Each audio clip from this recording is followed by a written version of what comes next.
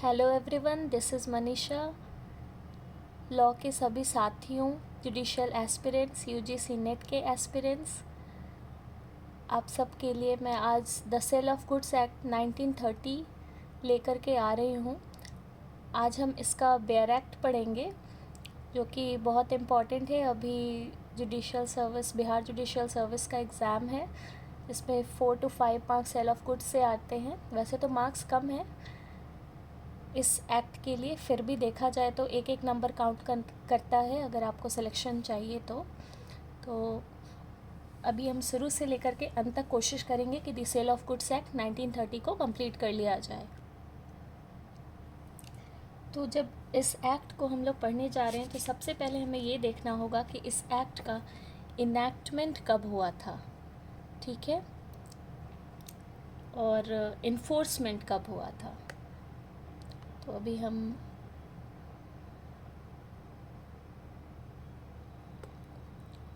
आप यहाँ पर देख सकते हैं, इसका हेडिंग है the sale of goods act 1930। ये एक्ट नंबर 3 है 1930 का, जो कि 15 मार्च 1930 को इनैक्ट हुआ था, यानी प्रेसिडेंशियल असेंट मिला होगा।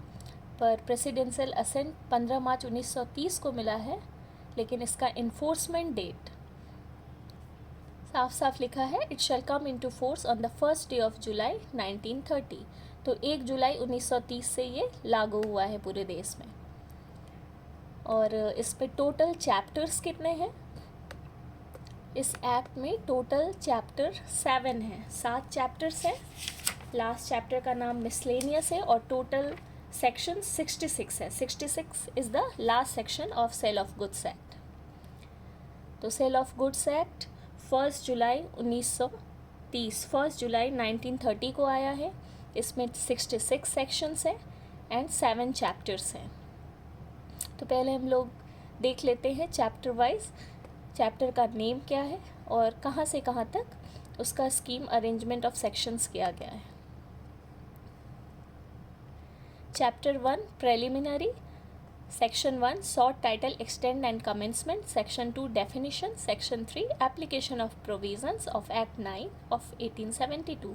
तो सेक्शन 1 to 3 चैप्टर 1 में आता है प्रेलिमिनरी के अंदर। फिर चैप्टर 2 में है फॉर्मेशन ऑफ कॉन्ट्रैक्ट, कॉन्ट्रैक्ट कैसे बनेगा। कॉन्ट्रैक्ट का फॉर्मेशन का सेक्शन है सेक्शन 4 से लेकर के 17 तक, 4 to 17 चैप्टर 2 में, section 4 to 17 chapter 2 formation of contract. इसमें सब टॉपिक्स हैं। फॉर्मेशन ऑफ द कॉन्ट्रैक्ट के अंदर contract of sale, formalities of the contract, subject matter of contract, the price, conditions and warranties. फिर chapter 3 is effects of the contract, contract का क्या effect होगा cell of goods के अंदर। अगर कोई कॉन्ट्रैक्ट करते हैं, गुड्स को सेल करने का कोई कॉन्ट्रैक्ट करते हैं, तो उसका इफ़ेक्ट क्या होगा। तो transfer of property as between buyer, seller and buyer होगा। ट्रांसफ़र ऑफ टाइटल होगा, ठीक है। तो इसमें सेक्शन 30 तक है। कहाँ से है? Section 18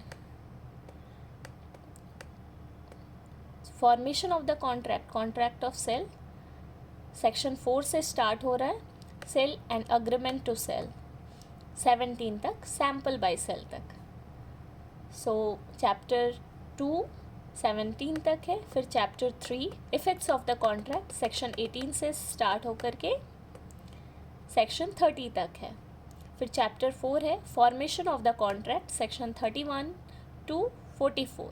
chapter 5 is rights of unpaid seller against the good, unpaid seller का क्या अधिकार होगा उस गुड्स के प्रति, ये चैप्टर 5 में दिया हुआ है, सेक्शन 45 से लेकर के सेक्शन 54 में। फिर चैप्टर 6 है suits for breach of the contract, sale of goods के लिए अगर कॉन्ट्रैक्ट हुआ है और उसका ब्रीच हो जाता है तो सूट फाइल होगा।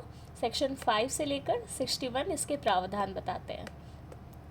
फिर चैप्टर 7 मिसलेनियस लास्ट चैप्टर है, ये 62 से 66 सेविंग्स तक है और 65 इसमें रिपील किया हुआ है। हमने देख लिया कि यहाँ पे कितने सारे चैप्टर्स हैं, 7 चैप्टर हैं। Preliminary chapter 1, formation of the contract chapter 2, Chapter 3 is effects of the contract. Chapter 4, performance of the contract. Chapter 5, rights of unpaid seller against the good. Chapter 6, suits for breach of the contract. Chapter 7, miscellaneous. अब हम लोग एक एक करके section सारे पढ़ेंगे. The sale of goods act 1930, ये act number 3 है 1930 का.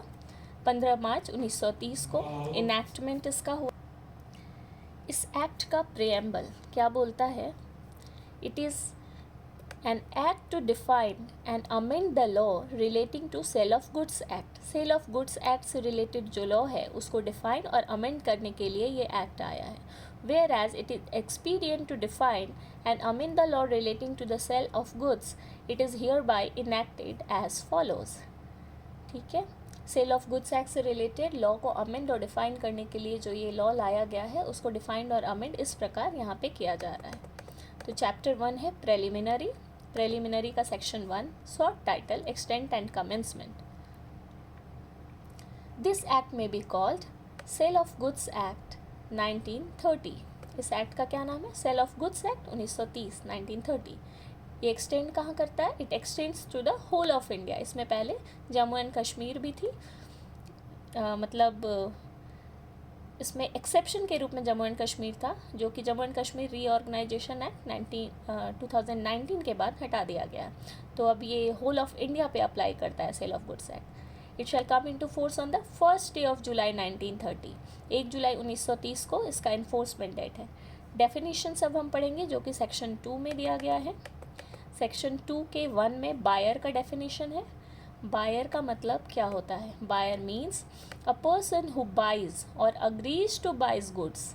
वह व्यक्ति जो कोई भी वस्तु को खरीदता है या खरीदने के लिए अग्री करता है, मतलब फ्यूचर में खरीदने के लिए भी अग्री करता है, तो भी वो बायर कहलाएगा.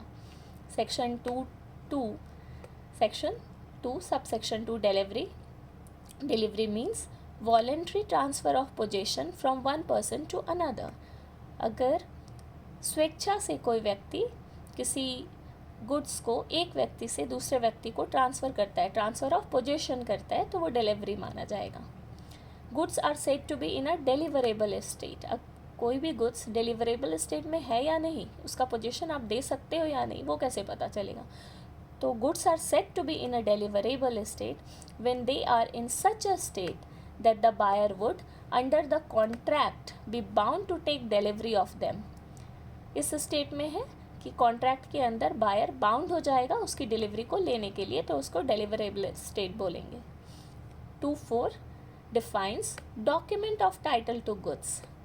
किसी भी गुड्स का जो टाइटल है, document of title to goods, उसका डेफिनेशन क्या है? Document of title to goods includes a bill of lading, dock warrant, warehouse keeper certificate, wharfinger's certificate, railway receipt, multimodal transport documents, warrant or order for the delivery of goods, and any other document used in an ordinary course of business as proof of the possession or control of goods, or authorizing or purporting to authorize either by endorsement or by delivery the possessor of the document to transfer or receive goods thereby represented. तो document of title usually PT में उतना नहीं पूछा जाता है. अगर पूछा भी गया तो आपसे बस सेक्शन पूछ सकते हैं कि डॉक्यूमेंट ऑफ टाइटल किस सेक्शन में डिफाइंड है सोगा का.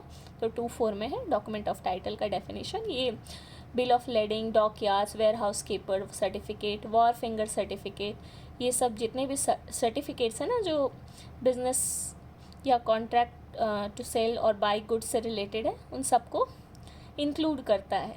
Like railway receipt, warrant or order for the delivery of goods and any other document used in the ordinary course of business. ठीक है, बिजनेस के ऑर्डिनरी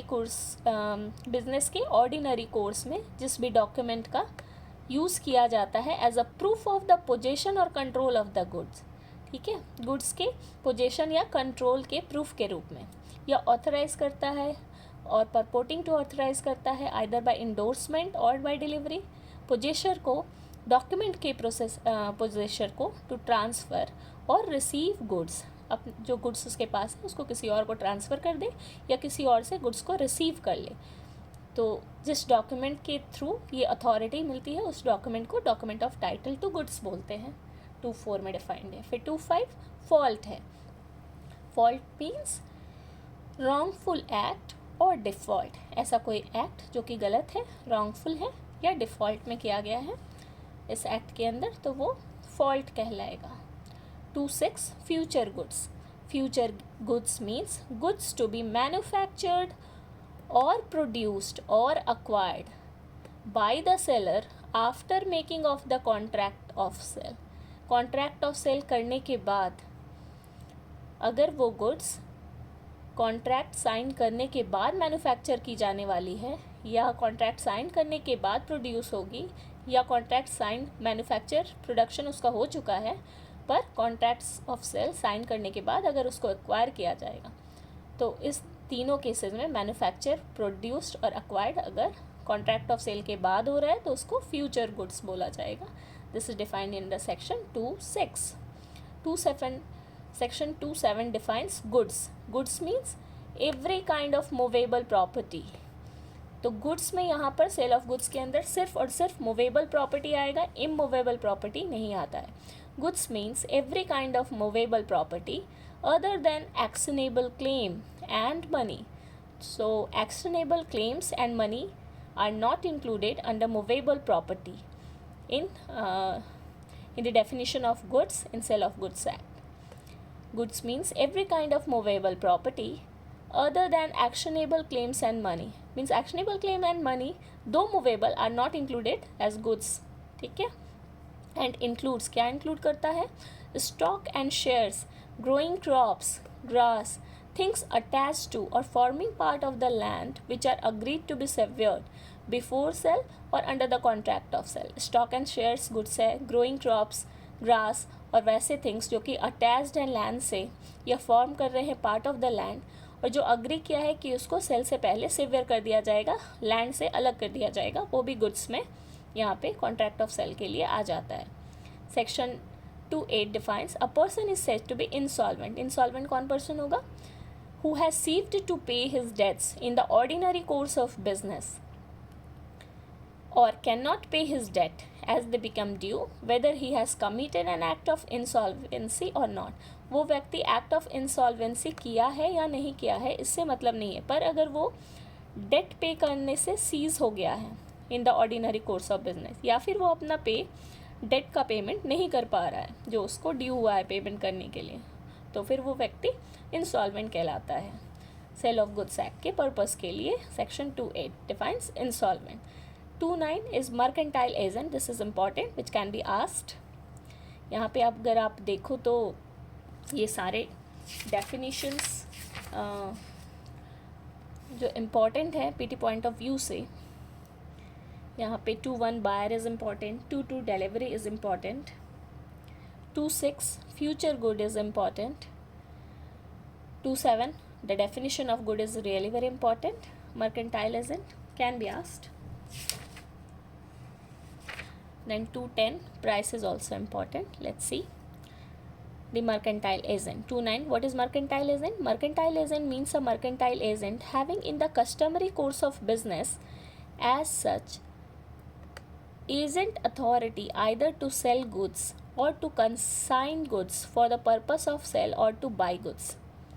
ऐसा एजेंट जो कि कस्टमरी पर्पस ऑफ बिजनेस के लिए एजेंट उसको अथॉरिटी मिला है गुड्स को सेल करने के लिए या गुड्स का कॉन्साइनमेंट करने के लिए for the purpose of sale और टू बाई गुड्स और to raise money on the security of goods. Goods की सिक्योरिटी पर मनी को रेज करने का भी जिसको अधिकार या अथॉरिटी दिया गया है वो मर्केंटाइल एजेंट कहलाएगा सेक्शन 2.9 के अनुसार। Then what is price? Section 2.10 defines price. Price means the money consideration for sale. यहाँ पर एक्सचेंज की या कोई किसी भी दूसरे प्रकार की गुड्स की बात नहीं की जा रही है। अगर आप सेल ऑफ गुड्स कर रहे हो, गुड्स का सेल तभी होगा जब उसके बदले में कंसिडरेशन जो है वो मनी के रूप में ही दिया जाएगा। तो price means the money consideration for a sale of goods. 2.10 defines price. 2.11 defines property. Property means the general property in goods and not merely a special property. Special property हो सकता है like a property which is given in mortgage, lease और bailment etcetera, pledge etcetera. Okay, तो mortgage तो खैर immovable property की होती है. यहाँ पर प्रॉपर्टी सेल ऑफ गुड्स में गुड्स जो है वो मूवेबल प्रॉपर्टी ही है, तो वो उसका बेलमेंट हो सकता है. उसको फॉर टेम्प्रेरी पीरियड हायर पे दिया जा सकता है. तो प्रॉपर्टी यहाँ पे क्या होगा, general property in goods and not merely a special property. ठीक है, स्पेशल प्रॉपर्टी, कॉपीराइट, ये सब नहीं, ज़रूरी नहीं है. जनरल प्रॉपर्टी इन गुड्स भी प्रॉपर्टी के अंदर डिफाइंड है. सिर्फ और सिर्फ स्पेशल प्रॉपर्टी नहीं, general property in goods is also included in property. 212 defines quality of goods. Quality of goods includes their state और condition. किसी भी गुड्स का क्या स्टेट है, क्या कंडीशन है, उसको बेचा जा सकता है या नहीं. बेचने पे बायर भी देखेगा कि उसकी क्या उपयोगिता है. कोई डेटोरेटेड पेरिशेबल गुड्स वैसा तो उसने नहीं ले लिया जो इमिडिएटली डिस्ट्रॉय हो जाए, ख़राब हो जाएगा, उसका यूज़ वो कर सकता है नहीं. तो क्वालिटी ऑफ गुड्स में उसका स्टेट और कंडीशन इंक्लूडेड है. 213 defines seller. Seller means a person who sells or agrees to sell goods. वैसा व्यक्ति जो किसी भी गुड्स को बेचता है या बेचने के लिए सहमति देता है, फ्यूचर में अग्री करता है कि वो उसको बेचेगा. तो सेलर मीन्स ऐसा व्यक्ति who sells or agrees to sell goods. What is specific goods? It is defined in section 214. Specific goods means goods identified and agreed upon at the time of contract of sale. Contract of sale के समय जिस good को identify किया गया है या फिर agree किया गया है बेचने के लिए, वो स्पेसिफाइड गुड्स होता है. 15 defines expressions use but not defined in this act. वैसे एक्सप्रेशंस जो कि सेल ऑफ गुड्स एक्ट में यूज़ तो किए गए हैं पर डिफाइन नहीं किए गए, उसका डेफिनेशन अगर आपको देखना है तो it is defined in the Indian contract act 1872. It is act 9 of 1872. Have the meaning assign to them in that act. वैसे एक्सप्रेशंस जो सेल ऑफ गुड्स में यूज़ किए गए हैं पर डिफाइंड नहीं है, और वो उसका डेफिनेशन अगर इंडियन कॉन्ट्रैक्ट एक्ट में दिया गया है तो उसका मीनिंग हम उसी हिसाब से देखेंगे जो उस एक्ट में वहाँ पे असाइन किया गया है उस एक्सप्रेशन को. Section 3 define section 3 talks about application of provisions of act 9 of 1872. यानी कॉन्ट्रैक्ट एक्ट का एप्लीकेशन सेल ऑफ गुड्स में होगा या नहीं, ये बता रहे हैं. The unrepealed provisions of the Indian Contract Act 1872, save in so far as they are inconsistent with the express provisions of this act, shall continue to apply to contracts for the sale of goods. वैसे provisions contract act के जो कि repeal नहीं किए गए हैं और जो कि सेल ऑफ गुड्स एक्ट यहाँ पर उससे इनकन्सिस्टेंट नहीं है, वो कंटिन्यू करेंगे to apply to contracts for the sale of goods. ये सेल ऑफ गुड्स एक्ट जो है पहले कॉन्ट्रैक्ट एक्ट का ही पार्ट था, जिसको बाद में इंक्लूड कर दिया गया, कॉन्ट्रैक्ट एक्ट से रिपील करके इंक्लूड कर दिया गया अलग से एक्ट बना के सेल ऑफ गुड्स एक्ट के अंदर. अगर आप द कॉन्ट्रैक्ट एक्ट 1872 का बेयर एक्ट देखेंगे तो उसमें चैप्टर 7 था सेल ऑफ गुड्स, जो कि सेक्शन 76 से लेकर के सेक्शन 123 के अंदर था. तो कॉन्ट्रैक्ट एक्ट का सेक्शन 76 से 123 अब रिपील हो गया है 1930 सेल ऑफ गुड्स एक्ट के आने के बाद, और उसके प्रोविज़न्स अब यहाँ सेल ऑफ गुड्स एक्ट 1930 में दिए गए हैं. तो बाकी सारे प्रोविज़न्स जो कॉन्ट्रैक्ट एक्ट के हैं जो सेल ऑफ गुड्स पे पहले अप्लाई होते थे, वो अगर इनकन्सिस्टेंट नहीं है तो सेक्शन 3 के अनुसार वो अप्लाई करेगा सेल ऑफ गुड्स एक्ट पे भी. फिर हमारा चैप्टर 1 कंप्लीट हो गया. अब हम चैप्टर 2 की ओर जाते हैं. चैप्टर 2 है formation of the contract. Formation of the contract, contract कैसे बनेगा गुड्स के सेल के लिए. सेक्शन 4 बोलता है sale and agreement to sale. दो टर्म्स हैं, सेल क्या होता है और दूसरा अग्रीमेंट टू सेल क्या होता है. वैसा जनरली लेमन लैंग्वेज में अगर मैं आपको बताऊं तो सेल क्या है, किसी भी गुड्स को अगर आपने बेच दिया है तो वो सेल होता है, और अगर गुड्स का जो सेल है वो अभी हुआ नहीं है, वो फ्यूचर में एग्जीक्यूट होगा, तो वो अग्रीमेंट टू सेल कहलाता है. Section 4, Sale and Agreement to Sell. 4.1 states, a contract of sale of goods is a contract whereby the seller transfers or agrees to transfer the property in the good to the buyer for a price. Goods के cell के लिए जो contract किया गया है वो वैसा contract है जिसमें कि सेलर ट्रांसफ़र करता है या फिर अग्री करता है ट्रांसफ़र करने के लिए, transfer the property in goods, उस गुड्स में जो भी प्रॉपर्टी है उसको ट्रांसफ़र करने के लिए अग्री करता है बायर को किसी प्राइस के लिए. There may be a contract of sale between one part owner and another. Sale of contract जो है वो बिटवीन वन पार्ट ओनर और अनदर में भी हो सकता है. मतलब अगर एक ही प्रॉपर्टी है उसमें उसके कुछ पार्ट का ओनर एक व्यक्ति है और अनदर पार्ट का ओनर कोई दूसरा व्यक्ति है, तो one part owner can do the contract to sale with any other person. ठीक है, एक गुड्स का कुछ पार्ट्स का एक व्यक्ति है, कुछ दो है, या फिर एक ही गुड्स के एक से अधिक अगर ओनर है तो part owner can make a contract of sale with any other person to sell that good. A contract of sale may be absolute or conditional. ठीक है, contract to sale a good absolute भी हो सकता है, conditional भी हो सकता है. Where under a contract of sale the property in the goods is transferred from the seller to the buyer. Goods की जो प्रॉपर्टी है कॉन्ट्रैक्ट ऑफ सेल के अंदर वो ट्रांसफ़र की जा रही है सेलर से बायर को, तो क्या होगा? The contract is called a sale. जब कॉन्ट्रैक्ट ऑफ सेल के अंदर कॉन्ट्रैक्ट ऑफ सेल के तहत गुड्स इन प्रॉपर्टी ट्रांसफ़र की जा रही है सेलर से बायर को, तो उस कॉन्ट्रैक्ट को कहेंगे कि सेल कंप्लीट हो गया. But where the transfer of the property in goods is to take place at a future time और subject to some condition.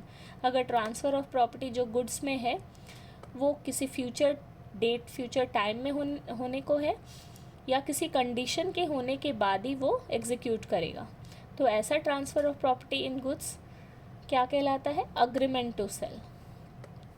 N agreement to sell becomes a sale. Sale कब बनेगा? When the time इलैप्सेस.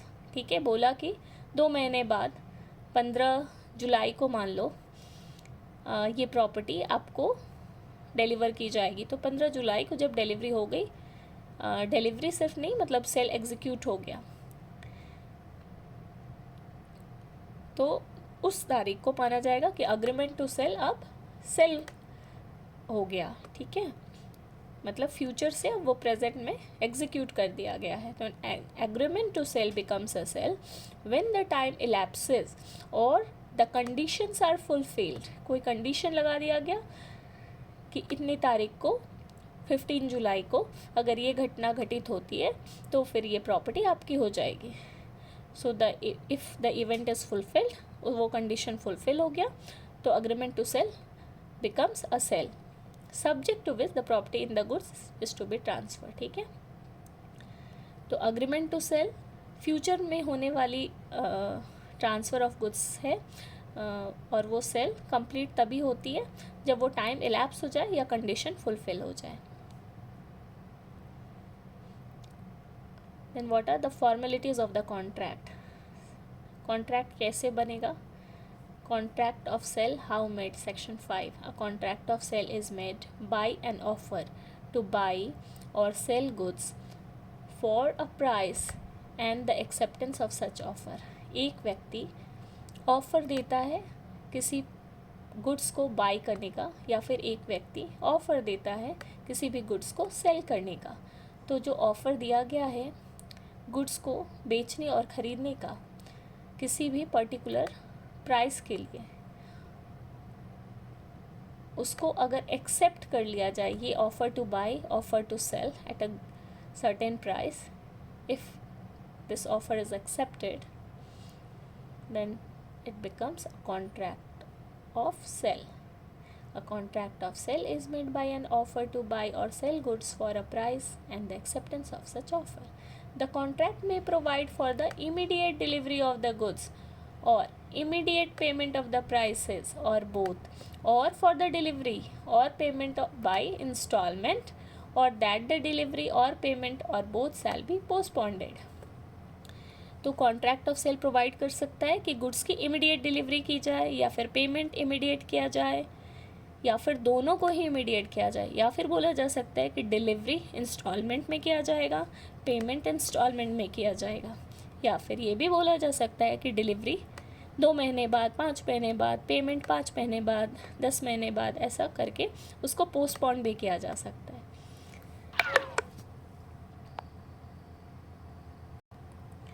So contract of cell कैसे हुआ?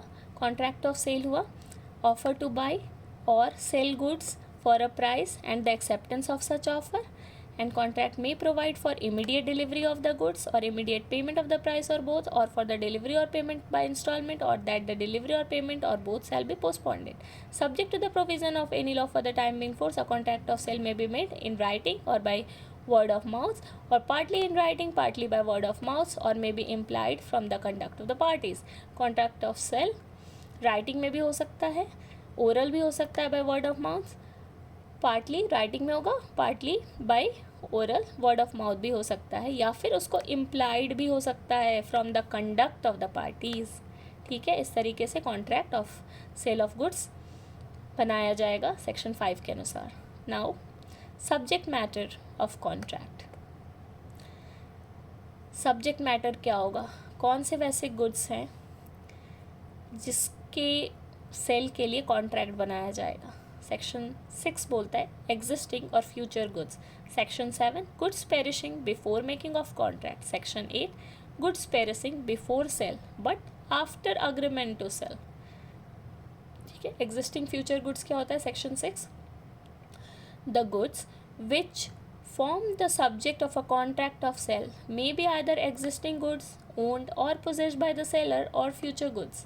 वैसा good जो कि seller के पास possession में अभी एग्जिस्ट कर रहा हो, वो ओन करता हो उस गुड को, या पोजेस करता है सेलर, या फिर वैसा गुड जो कि फ्यूचर में सेलर के पास आ जाएगा एज अ पोजेसर, ओनर।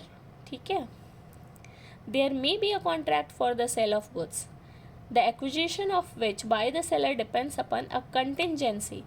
कोई वैसा गुड है जिसका पोजेशन सेलर को या उसका एक्विजिशन सेलर को फ्यूचर में मिलेगा, किसी कॉन्टीजेंसी पे वो बेस्ड है। अगर वो कॉन्टीजेंसी फुलफिल हो गई तो फिर उसका एक्विजिशन सेलर के पास आ जाएगा। तो वैसे कॉन्टीजेंट गुड के लिए भी कॉन्ट्रैक्ट फॉर सेल किया जा सकता है। कंटिजेंसी विच मे और may not happen.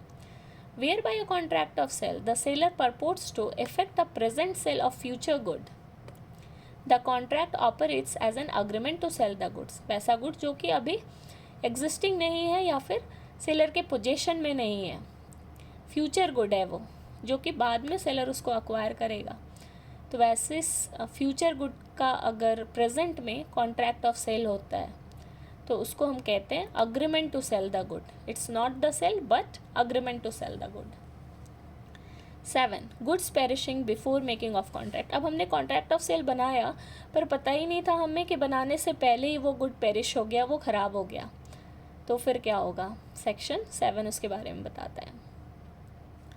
Where there is a contract for sale of specific good the contract is void. वो कॉन्ट्रैक्ट ही वॉइड हो जाएगा अगर goods without the knowledge of the seller have at the time when the contract was made perished और become so damaged as no longer to answer to their description in the contract. Contract में जो describe किया गया था उस good के बारे में वो इस तरीके से पेरिश हो गया या डैमेज हो गया कि अब उस कॉन्ट्रैक्ट का जवाब ही नहीं दे सकता है वो गुड। ठीक है, वो उसके हिसाब से मतलब है ही नहीं अब वो गुड, तो फिर वो कॉन्ट्रैक्ट ही वॉइड माना जाएगा।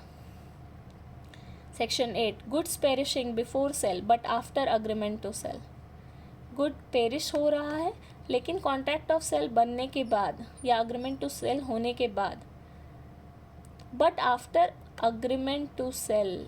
ओके, अग्रीमेंट टू सेल होने के बाद हो रहा है। Good perishing before sale but after agreement to sell. Agreement to sell हमने कर दिया कि फ्यूचर में इस गुड को हम सेल करेंगे, तो उस टाइम पे तो वो गुड्स ठीक ठाक कंडीशन में था, पर अग्रीमेंट टू सेल होने के बाद और एक्चुअली जब सेल एग्जीक्यूट होना था तो सेल एग्जीक्यूट होने से पहले वो गुड पेरिश हो गया, तो क्या होगा? Where there is an agreement to sell specific good, subsequently the goods without any fault on the part of the seller और बायर, सेलर या बायर दोनों में से किसी की गलती नहीं थी, पर वो गुड्स पेरिश कर जाता है या इतना डैमेज हो जाता है as no longer to answer to their description in the agreement before the risk passes to the buyer, तो ऐसे केस में वो अग्रीमेंट को हम अवॉइड कर सकते हैं. That agreement can be avoided by the buyer and the seller. Section 9 से प्राइस पढ़ेंगे, प्राइस से रिलेटेड प्रोविजंस है सेक्शन 9 और 10 में. Section 9 is ascertainment of price and section 10 is agreement to sell at valuation. What is section 9? Ascertainment of price. The price in a contract of sale may be fixed by the contract or may be left to be fixed in the manner thereby agreed or may be determined in the course of dealing between the parties. जिस वक्त contract of sale बनाया जा रहा है उसी वक्त goods का price को फिक्स किया जा सकता है या फिर फिक्स ना करके उसको छोड़ दिया जा सकता है कि बाद में उसको फिक्स किया जाएगा उस मैनर से जो कि प्रोवाइड किया गया है और दोनों पार्टीज अग्री करते हैं जिस मैनर में उसको फिक्स करने के लिए, या फिर उसको डिटरमाइन किया जाएगा by the course of dealing between the parties, जो डीलिंग होगी सेलर और बायर के बीच में उसके हिसाब से उसको बाद में भी डिटरमाइन किया जा सकता है. Where the price is not determine in accordance with the foregoing provision, 9(1) के हिसाब से अगर प्राइस डिटरमाइन नहीं किया गया देन द बायर शैल पे the seller a reasonable price. ठीक है, डिटर्मिनेशन नहीं हुआ तो उस गुड्स का जो भी रिजनेबल प्राइस है वो बायर सेलर को पे करेगा. What is the reasonable price is a question of fact. ठीक है, dependent upon the circumstances of each particular case. Now what is section 10? Section 10 talks about agreement to sell at valuation. जो valuation किया गया है उसके हिसाब से agreement to sell होगा. Where there is an agreement to sell goods on the terms that the price is to be fixed by the valuation of a third party valuate करेगा उस गुड्स का प्राइस और उसी हिसाब से goods का cell किया जाएगा. तो अगर अग्रीमेंट टू सेल है goods on the terms that the price is to be fixed by the valuation of a third party and such third party cannot or does not make such valuation, वो third party valuation कर नहीं पाता है या करता नहीं है, then the agreement is thereby avoided, उसको avoid किया जा सकता है. provided that if the goods or any part thereof have been delivered to and appropriated by the buyer, अब सेलर ने बायर को गुड्स दे दिया था या उसका कुछ पार्ट डिलीवर कर दिया था जिसको बायर ने अप्रोप्रिएट कर लिया, पर प्राइस तो डिटरमाइन हो ही नहीं पाया बाय द थर्ड पार्टी, तो क्या होगा? Then the buyer shall pay a reasonable price thereof. Therefore 10(2) where such third party is prevented from making the valuation by the fault of seller or buyer. अब वो third party तो valuation करने को ready था लेकिन buyer या seller की fault की वजह से वो थर्ड पार्टी प्रिवेंट हो गया वैल्यूएशन करने से. Then the party not in fault, जो अदर पार्टी है जिसकी कोई गलती नहीं थी, that party may maintain a suit for damages against the party in fault. जो व्यक्ति फॉल्ट में है, जो पार्टी फॉल्ट में है, उसके against suit for damage file करेगा the party who is not in fault. Now the conditions and warranties. Condition and warranties sale of goods के अंदर क्या होंगे? सेक्शन 11 से स्टार्ट हो रहा है. सेक्शन 11 बोलता है stipulation as to time. Time को स्टिपुलेट कैसे करेंगे हम? Unless a different intention appears from the terms of the contract, contract के टर्म से अगर डिफरेंट अपीयर्स, जब तक अपीयर नहीं होता है तब तक stipulation as to time of payment are not deemed to be of the essence of contract. Time payment का जो है वो एसेंस नहीं माना जाएगा कॉन्ट्रैक्ट ऑफ सेल का. ठीक है, डिफरेंट इंटेंशन अगर अपीयर होता है टर्म्स ऑफ कॉन्ट्रैक्ट से तब तो अलग बात है. अगर डिफरेंट इंटेंशन अपीयर नहीं होता है कि कौन सा टाइम पीरियड होगा, कितने टाइम के अंदर पेमेंट हो जाना चाहिए, अगर ये स्टिपुलेटेड नहीं है तो stipulation as to time of payment shall not be deemed to be essence of the contract of sale. whether any other stipulation as to time is of essence of the contract or not depends on the terms of the contract. Contract के terms पे depend करेगा कि stipulation as to time essence of contract किसी दूसरे मुद्दे के लिए है या नहीं. Section 12 Condition and Warranty. A stipulation in a contract of sale with reference to goods which are subject thereof may be a condition or a warranty. Contract of sale में अगर किसी चीज़ को लेकर कोई स्टिपुलेशन किया गया है, किस चीज़ से रेफरेंस है उसका, stipulation with reference to the goods which are subject thereof. ठीक है, ऐसा गुड्स जो कि सब्जेक्ट है सेल ऑफ गुड्स का, उससे रिलेटेड अगर कोई स्टिपुलेशन किया गया है कॉन्ट्रैक्ट में तो वो स्टिपुलेशन कंडीशन और वारंटी के रूप में कहा जा सकता है. मे बी अ कंडीशन और a warranty. A condition is a stipulation. ठीक है, सेल ऑफ गुड्स में अगर कोई कंडीशन लगाया गया तो उसको स्टिपुलेशन माना जाएगा. Stipulation essential to the main purpose of the contract the breach of which give rise to a right to treat the contract as repudiated. अगर उस कंडीशन का वायलेशन होता है, ब्रीच होता है, तो कॉन्ट्रैक्ट को रेपुडिएट करने का अधिकार होगा. और warranty is a stipulation collateral as to the main purpose of the contract. ये कंडीशन या वारंटी अगर एसेंशियल है to the main purpose of the contract then the breach of such condition, और कंडीशन में तो रेपुडिएट आप कर दोगे अगर उसका वायलेशन हुआ है तो, और वारंटी का अगर ब्रीच हुआ है तो give rise to a claim for damages but not to right to reject the goods. Goods को आप रिजेक्ट नहीं कर सकते हो अगर वारंटी का ब्रीच हुआ है. आप डैमेजेस क्लेम कर सकते हो but you can not reject the good and treat the contract as repudiated. By the breach of warranty, contract will not be repudiated. You cannot reject the good, but you can only claim the damages. Section 12(4) says whether a stipulation in a contract of sale is a condition or warranty depends in each case on the construction of the contract. A stipulation may be a condition though called a warranty in the contract. किसी contract of sale में अगर ऐसा कोई stipulation दिया गया है तो वो कंडीशन कहलाएगा या वारंटी कहलाएगा. ये डिपेंड करता है हर एक केस टू केस बेसिस पे, उसका कंस्ट्रक्शन ऑफ कॉन्ट्रैक्ट कैसा हुआ उस पर डिपेंड करेगा. और अगर उसमें एक स्टिपुलेशन को कंडीशन बताया गया है लेकिन उसको उस कंडीशन को हम वारंटी के रूप में ट्रीट करेंगे, ये भी डिपेंड करेगा उस कॉन्ट्रैक्ट के ऊपर ही. ठीक है, एक स्टिपुलेशन कंडीशन हो सकता है भले ही उस कॉन्ट्रैक्ट में उसका नाम वारंटी दिया गया. Now section 13 when condition to be treated as warranty. ठीक है, अभी ऊपर हमने पढ़ा कि कंडीशन बोला है पर उसको वारंटी के रूप में ट्रीट किया जा सकता है. तो किस कंडीशन में, कब हम किसी कंडीशन को वारंटी के रूप में ट्रीट करते हैं, ये सेक्शन 13 बता रहा है. Where a contract of sale is subject to any condition to be fulfilled by the seller. अगर कोई ऐसा कंडीशन है जो कि सेलर को फुलफिल करना है कॉन्ट्रैक्ट ऑफ सेल के अनुसार, या फिर बायर में वेव द कंडीशन. ठीक है, सेलर को फुलफिल करना है और उस कंडीशन को बायर वेव कर सकता है. और elect to treat the breach of condition as breach of warranty.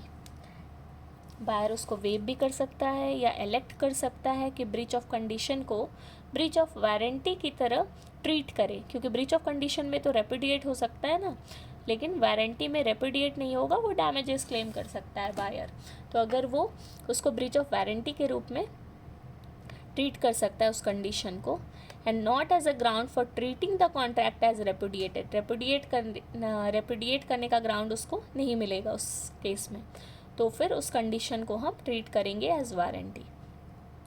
Where a contract of sale is not severable and the buyer has accepted the goods or part thereof, the breach of any condition is to be fulfilled by the seller can only be treated as breach of warranty.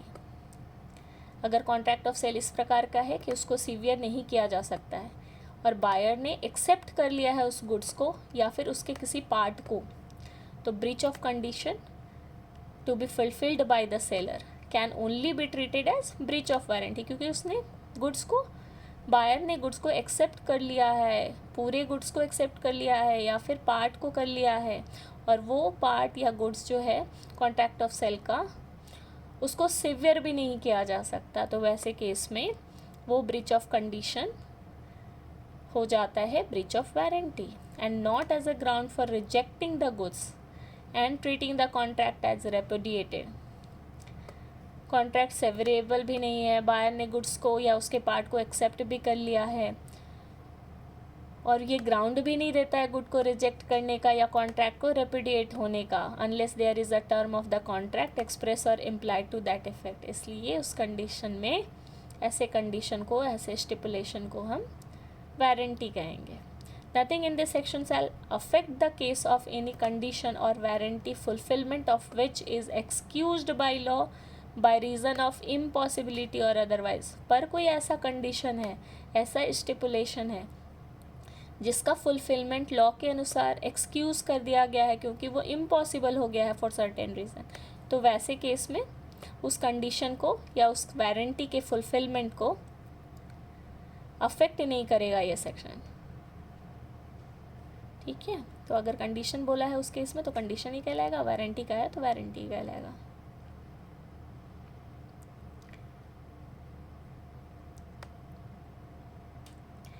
Implied undertaking as to titles etcetera, section 14। Section 14 क्या बोल रहा है? Implied undertaking as to title लिया गया है in a contract of sale unless the circumstances of the contract are such as to show a different intention। Contract का जो circumstances हैं वो अगर different intention show नहीं कर पा रहे हैं तो कॉन्ट्रैक्ट ऑफ सेल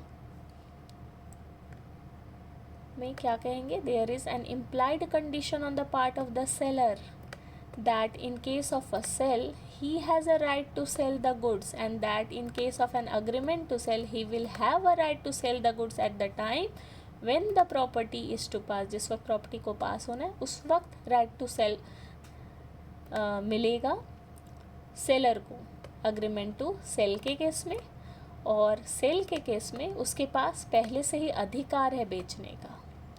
ये इम्प्लाइड अंडरटेकिंग होता है as to title. And an implied warranty, here we are talking about implied condition on the part of the seller, and here it's implied warranty that the buyer shall have and enjoy the quiet possession of the good। Buyer को ये warranty दी जा रही है impliedly कि वो enjoy करेगा उस goods का शांतिपूर्व possession. C, an implied warranty that the goods shall be free from any charge or encumbrance in favor of any party, any third party not declared or known to the buyer before or at the time when the contract is made। ठीक है, ये सब किस चीज़ में आ रहे हैं? Implied undertaking as to title में, कि किसी भी कॉन्ट्रैक्ट ऑफ सेल में अगर सर्कमस्टांसेस ऐसे नहीं दिए गए हैं कॉन्ट्रैक्ट में to show a different intention, there is an implied condition on the part of the seller that in case of a sale he has a right to sell the goods, that in the case of an agreement to sell he will have a right to sell the goods at the time when the property is to pass, and an implied warranty that the buyer shall have and enjoy quiet possession of the goods, and an implied warranty that the goods shall be free from any charge or encumbrance। उस पर कोई charge या encumbrance नहीं होगा, कोई loan नहीं होगा, कोई मॉर्गेज या प्लेज, ये सब नहीं होगा। In favour of any third party not declared और known to the buyer before at the time और at the time when the contract is made. Section 15, section 15 sale by description बोल रहा है, डिस्क्रिप्शन से सेल हो रहा है यहाँ पे। Sale by description, sale by description section 15, where there is a contract for the sale of goods by description, there is an implied condition that the goods shall be, that the goods shall correspond with the description। Goods ऐसा होगा जैसा कि description में बताया गया है। And if the sale is by sample, ठीक है, सैम्पल दिया गया है कि हम जो गुड्स देने वाले हैं वो इस टाइप का है, उसका सैम्पल आपने दिया है बायर को, as well as by description. ठीक है, डिस्क्राइब भी किया है, डिस्क्रिप्शन भी बताया और उसका सैम्पल भी दिया है। It is not sufficient that the bulk of goods corresponds with the sample if the goods do not correspond with the description. Bulk of goods जो आपने सप्लाई किया वो सैम्पल से अगर करस्पॉन्ड कर रहा है तो ये सफिशेंट नहीं होगा जब तक कि वो करस्पॉन्ड ना करे डिस्क्रिप्शन से भी. तो सेल ऑफ डिस्क्रिप्शन में बोलता है इम्प्लाइड कंडीशन है goods by description. There is an implied condition that the good shall correspond with the description. जैसा डिस्क्रिप्शन में बताया गया है वैसा ही गुड्स करस्पॉन्ड करेगा sale of goods by description में. But if the sale is by sample as well as description, तो सिर्फ सैम्पल के हिसाब से बल्क ऑफ गुड्स है, that will not be sufficient. उसके साथ करस्पॉन्ड करना पड़ेगा with description as well. Section 16 implied condition as to quality और फिटनेस. गुड्स की क्वालिटी कैसी होगी, फिटनेस क्या होगा, उसका इम्प्लाइड कंडीशन है. ठीक है, मेंशन नहीं भी किया है तो ये implied condition contract of sale में माना जाता है कि एग्जिस्ट कर रहा है. Subject to the provisions of this act and of any other law for the time being force, there is no implied warranty or condition as to the quality or fitness for any particular purpose of goods supplied under a contract of sale except as follows. यहाँ पे जितने भी implied conditions दिए गए हैं सिर्फ इन्हीं implied conditions को contract of sale में हम मानते हैं अगर वो mention नहीं किया गया है specifically. तो बाकी कोई भी दूसरा implied condition नहीं होता है with regard to quality or fitness of the goods, but the thing described herein is always included in the contract of sale. What is that? First, where the buyer expressly or by implication makes known to the seller the particular purpose for which the goods are required. Buyer बता रहा है seller को कि किस particular purpose के लिए उसको goods की ज़रूरत है, और as to show that the buyer relies on the seller's skill or judgment and the goods are of a description which it is in the course of the seller's business to supply, whether he is the manufacturer or producer or not. manufacturer हो, producer हो, या इनमें से कुछ भी ना हो, फिर भी अगर बायर ने बता रखा है कि उसको किस पर्पस के लिए गुड्स की आवश्यकता है, या फिर बायर को रिलाई करता है सेलर्स के स्किल्स पे या उसके जजमेंट पे with regard to the goods, and the goods are of the description which it is in the course of seller's business to supply, there is an implied condition that the good shall be reasonably fit for such purpose. जो purpose buyer ने बताया उस purpose के लिए reasonably fit होगा, ये implied condition माना गया है कि कॉन्ट्रैक्ट में इंक्लूडेड होगा. Provided that in the case of a contract for sale of a specified article under its patent or other trade name, patent या अदर ट्रेड नेम पे अगर स्पेसिफाइड आर्टिकल का सेल करने की बात की जा रही है, there is no implied condition as to the fitness for any particular purpose. किसी भी पर्टिकुलर पर्पस के लिए उसका फिटनेस का इम्प्लाइड कंडीशन नहीं होता है अगर स्पेसिफाइड आर्टिकल का सेल किया जा रहा है अंडर इट्स पेटेंट और अदर ट्रेड नेम. ठीक है. Where goods are bought by description from a seller. Goods are bought by description from a seller who deals in goods of that description. उसी description में वो deal करता है वो seller. ठीक है, और उस description से के लिए goods का परचेज किया गया. Whether he is the manufacturer or producer or not, there is an implied condition that the goods shall be of mercantile quality. जिस क्वालिटी में वो बेचता है गुड्स को उसी क्वालिटी का होगा, ये माना जाएगा. Provided that if the buyer has examine the goods there shall be no implied condition. उसने देख लिया ना, एग्जामिन कर लिया गुड्स को, तो उसके बाद में वो नहीं बोल सकता कि इस गुड में ये फॉल्ट है. ठीक है, जो on the face of it नज़र आ रहा है इंटरनल कोई प्रॉब्लम है, दैट इज़ डिफरेंट थिंग. पर एग्जामिनेशन ऊपर से किया गया है तो आप उसके बारे में बाद में नहीं बोल सकते कि गुड्स मर्केंटाइल क्वालिटी का है या नहीं है.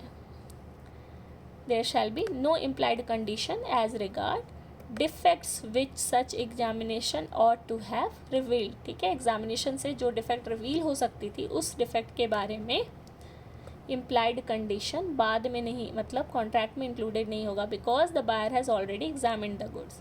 An implied warranty or condition as to quality or fitness for a particular purpose may be annexed by the uses of trade. उस ट्रेड के लिए uses of trade जो भी होगा उसमें annexed होता है particular purpose. उस पर्टिकुलर पर्पस के लिए जिसके लिए आप गुड्स ले रहे हो उसका क्वालिटी और फिटनेस अनेक्स होता है। इम्प्लाइड वारंटी या कंडीशन अनेक्स्ड होता है उसके क्वालिटी और फिटनेस के बारे में। एंड एक्सप्रेस वारंटी और condition does not negative a warranty और condition implied by this act unless inconsistent therewith. अगर एक्सप्रेस वारंटी या कंडीशन भी दिया गया है तो वो एक्सप्रेस वारंटी या कंडीशन निगेटिव में नहीं जाएगा इस सेक्शन की वजह से, until and unless it is inconsistent therewith. Section 17 sale by sample. Sample के हिसाब से सेल की जा रही है गुड्स की। Contract of sale is a contract for sale by sample where there is a term in the contract express और implied to that effect. Contract of sale में अगर एक्सप्रेस टर्म या इम्प्लाइड टर्म यूज़ किया गया है with regard to sale by sample तो उसको sale by sample बोलेंगे। In case of a contract for sale by sample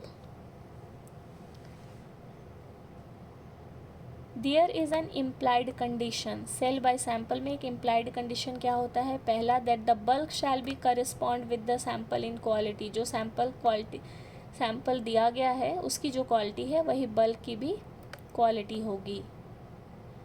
That the buyer shall have a reasonable opportunity of comparing the bulk with the sample.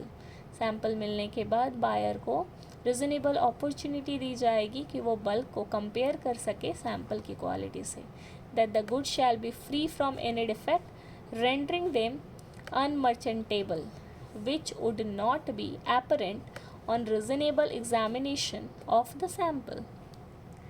ठीक है, reasonable examination जो buyer कर रहा है अपने गुड्स को purchase करने से पहले, उसको ऊपर से अगर उसको डिफेक्ट को पता नहीं किया जा सकता तो ये इम्प्लाइड कंडीशन होती है सेल बाय सैम्पल में कि वो फ्री फ्रॉम एनी डिफेक्ट होगा ताकि वो अनमर्चेंटेबल ना हो। ठीक है, उसकी खरीद बिक्री की जा सके।